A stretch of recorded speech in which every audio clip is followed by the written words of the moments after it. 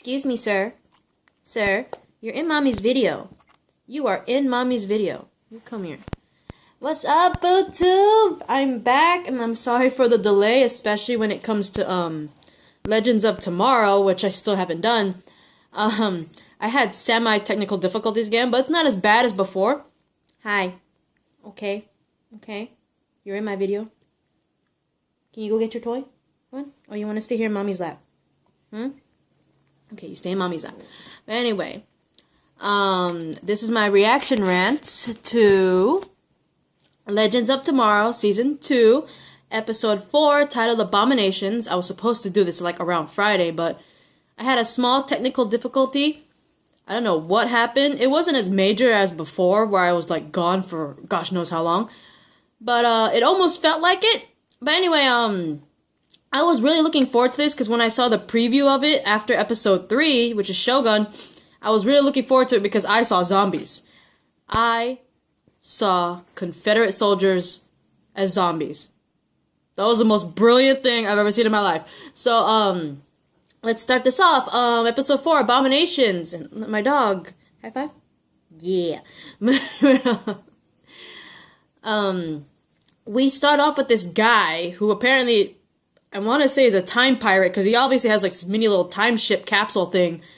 And, apparently he's escaping from somewhere, and something like that, and he ends up getting stranded in Mississippi, 1863.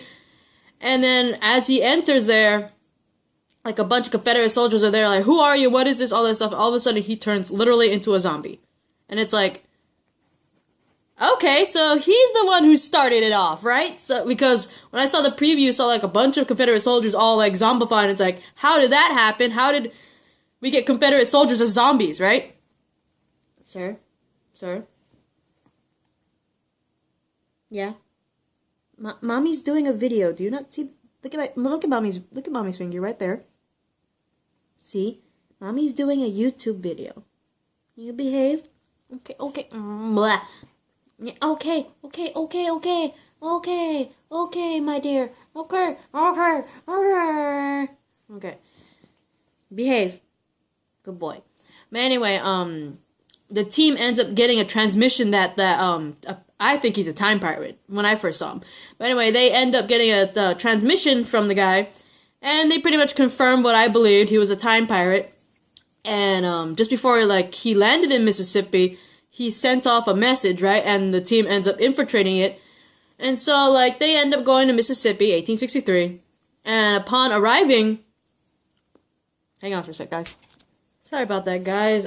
One, I heard sounds again, and two, I was watching a very intense episode of a show I like. Anyway, once they arrive there and they see the broken little escape pod, they see that there's no one in there, and then they hear this guy screaming and being chased by a bunch of Confederate soldiers, an African-American guy, right? As they see the Confederate soldiers, they see that the Confederate soldiers are actually zombies. And the funny thing is, Stein apparently doesn't like the word zombies. Apparently he has a very acute fear to zombies, because everyone's like, are they no, they're zombies, no, and all that stuff. He just kept denying it, and he didn't want to hear it, and it was pretty funny. The zombies, they attack the group, obviously, and the team manages to defeat all the zombies. Unfortunately, that poor man that they're chasing is seriously injured and dying, and he reveals his name is Henry Scott. And just before he dies, he revealed to everyone that he's a Union spy who was assigned to steal some Confederate battle plans for General Grant. And that's why he had a messenger bag. That's why he was heading toward that way.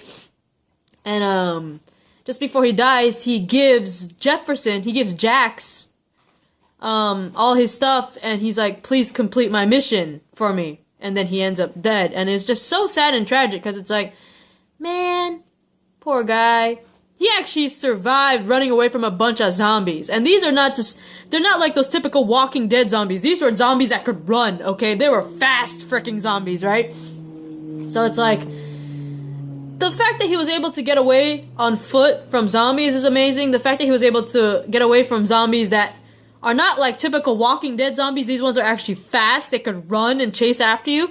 That's pretty damn impressive. I'm not gonna lie to you. But to die that way just sucks, you know? But anyway, during that whole fight against the zombies, unfortunately, they find out that Mick, while they're fighting, ended up getting bitten right here, like close to his shoulder. And, of course, he's infected with the virus because of it, and so they return him to the Wave Rider. And, Ray and Martin, they decide to stay behind. More particularly, Ray, they asked Ray to stay behind, mainly because he doesn't have his Atom suit anymore, right? And Martin decided to stay behind because, you know, he hates zombies. So both of them remain behind. And ultimately, they decided, you know, they have to find a cure for Mick. So they stay behind on the Wave Rider. Sarah and Nate decide to go and warn General Grant about the zombies, right? Because they don't know what they're dealing with. General Grant has no idea that the Confederate soldiers are all zombies, right? So, yeah. And Jefferson took it upon himself, since, you know, Henry Scott pretty much asked him to. He took it upon himself to carry out Henry Scott's mission to, you know, give the stolen Confederate plans to, you know, to get the plans, which are apparently sealed away inside a house of a very foul plantation owner. And so Jefferson decided, you know, he'll take the duty, he'll go and steal the plans and give it to General Grant. And Amaya decided to go with, and he decided to take Amaya with him. And as they get there, the harsh reality of 1863 really pretty much shows the moment Jefferson and Amaya get there. Because as they get there, they see this young woman, African-American woman. Hang on.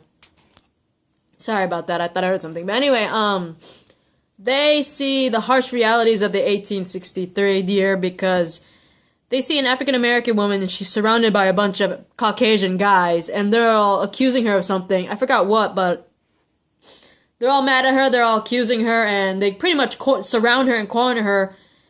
And unfortunately, they witness her being abused and whipped by these Caucasian guys. And obviously, Amaya wants to help, but Jefferson said, you know, we can't. If we do something, it could alter time, and we can't alter time, right? So unfortunately, they have to witness this poor woman getting whipped by these slave owners.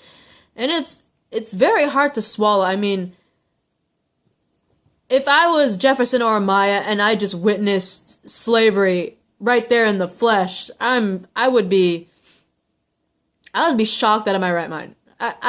You read it in the books, you know what I mean, and you learn about it in school, but to witness it firsthand, it can do things to you. And I'm not surprised that Jefferson and Maya are just completely shocked and appalled and everything, especially in the beginning of the episode, you know, when they landed in 1863, Martin didn't want Jax to go out there because, you know, they didn't like African Americans around that time, and he didn't want him to go through that, right? Hang on for a sec. Anyway, in order to infiltrate this plantation owner's home, Jefferson decides, you know, Amaya, stay behind, you'll be pretty much last resort. I'm gonna pose as a servant and go in there and try to sneak in and grab the plans. Hang on. So Jefferson does pose as a servant, and unfortunately, he accidentally runs into this one Caucasian lady, and he's like, "Oh, I'm so sorry," and he like catches her by grabs her hand. Apparently, some other Caucasian guys don't like that. It's like, "You touched a white woman's hand," and all that stuff, and everything runs afoul with the plantation owner because of it, and the plantation owner ends up taking Jefferson and pretty much locking him up when it looks like either a basement or a farmhouse or something, I don't know. But, he's locked up with other, African-American prisoners. And, Jax has this moment where he's like, how can you guys go through all this pain and suffering? Because like I said in the beginning, Martin was very against Jack's going out there because, 1863, African Americans were not very loved, right? And there was slavery, and he didn't want, Jax to go through that, and Jack's like, I'll be fine. I've dealt with so much racist stuff, nothing phases me anymore. But the moment he sees him and Amaya see that poor woman get whipped, and then seeing all the prisoners along with him, it takes its toll, and he's wondering how any of them go through this, and seeing their strength, it's inspiring to see. At the same time, it's overwhelming for him. The slavery was just seeing it firsthand, dealing with it firsthand. It's overwhelming for him, and he's just amazed at the strength of all the prisoners. You know what I mean? I don't blame him at all. But anyway, during all this, Sarah and Nate managed to convince General Grant that zombies were attacking, because she ended up getting a zombie head and placing it in front of him. And they managed, with General Grant, to come up with some sort of plan to kill all the Confederate zombies using Nate's powers. And as that's happening, we got Ray and Martin dealing with a now zombified Mick, who pretty much has taken over the Wave Rider, because he's like ninja. He's like a ninja zombie. It's so freaking creepy, right? And they do come up with some sort of cure, and as Ray kind of like injects Mick with it, it gets worse to the point where they have to lock him in, right? And hang on. Sorry, the wind is making some serious creepy noises in this house, I swear. But anyway, like I said, Martin did not want Jax to go through that, and for good reason, because, of course, slavery was very, very strong in 1863, and unfortunately, Jax witnessed it and went through it firsthand in this episode. But back to Ray and Martin, they end up finding what went wrong when Ray injected him with the so-called cure, and decided to, make a cure that actually will cure him. But unfortunately, when they opened up the med wing, he was missing. And that's why I said he's literally a ninja zombie, because he literally disappeared from the room. And as they're, hiding and blockading themselves in another room of the Wave Rider, Sarah, General Grant, and Nate managed to form a very successful plan of blowing up all the Confederate zombies using Nate's powers. Nate would lead all the zombies away, while leading them to a very huge explosive and making them all pile on him while he has his metal on, his powers, and lighting that sucker up and blowing them up to smithereens. And at the same time, Ray and Martin managed to create a cure which they could use using a fire extinguisher. And they managed to change Mick back to normal, which I thought was pretty cool. I wish that happened in The Walking Dead. But anyway, Jax and the prisoners end up being rescued by Amaya, and they managed to not only steal the plans, but at the same time, kill the upcoming zombies that ended up showing up at the plantation place. And they set the whole plantation place on fire, which is pretty funny. And as for that plantation owner, the one that locked up poor Jax, yeah, he ended up getting bitten by a zombie. Justice served. Justice served. But anyway, it was pretty cool seeing this episode was very interesting, especially for Jax, because seeing his reaction to all this firsthand was, of course, Amaya experienced it too, but Jax, him being so young, it had bigger effect on him, and it was really interesting to see. And, Jax does manage to give the plans to General Grant, and the funny thing is, though, he's like, "What's your name, son?" And he ends up calling himself Henry Scott, the very man who, died trying to get those plans in the beginning of the episode. And, it pretty much ensures the Union's battle victory, and, I thought it was pretty cool. But the cool thing was is the fact that Mick was talking to Ray. They had a moment together where, you know, he kind of says thanks to Ray for saving him, turning him back from being a zombie.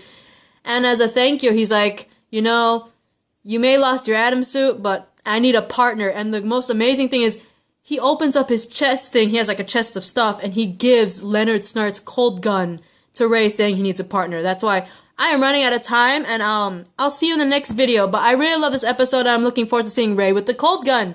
So, yay! See you guys soon! Bye!